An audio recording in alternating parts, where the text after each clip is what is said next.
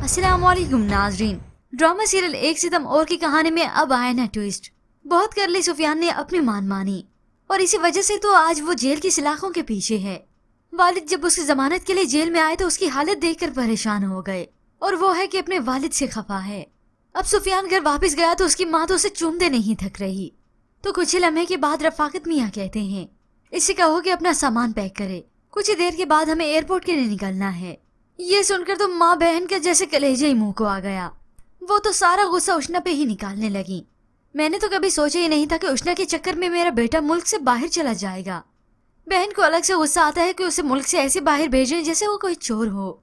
सारा गुस्सा वो ऊपर जाकर रुज़ैफा के घर भी निकालती है और यूं ही बिलाखिर सामान भी पैक हो गया, जाने का वक्त भी आ गया। माँ रोते हुए अपने बेटे को अलविदा कहती है, जबकि व्यूअर्स दूसरी जानिब उसी वक्त उष्णा और शहरोज की निकाह की तकरीब चल रही है। सारे लोग एक ही जगह जमा हो रहे हैं। तो इधर सुफियान के वालिद जो कि गाड़ी में फ्यूल डलवाने के लिए पेट्रोल पंप पर रुके। अब इसी चक्कर में वो तो गाड़ी से नीचे उतर गए और सुफियान ने इसी मौके का फायदा उठाकर अपनी गाड़ी भगा दी। बाप चिल्लाता रह गया, उसे रोकता रह गया, मगर आज सुफियान सिर्फ और सिर्फ अपनी ही सुनता है। और यहाँ पर उष्णा और शहरोज का निकाह शुरू होता है। उष्णा से जब उसकी इजाजत पूछी गई तो वो खामोश है।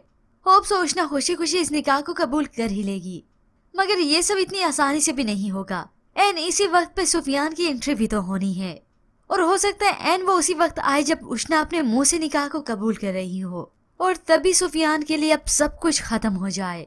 पर व्यूअर्स, आपके ख्याल में कि सुफियान गुस्से में आकर कुछ गलत कदम उठाएगा या आज वो हमेशा के लिए चुप ही हो जाएगा?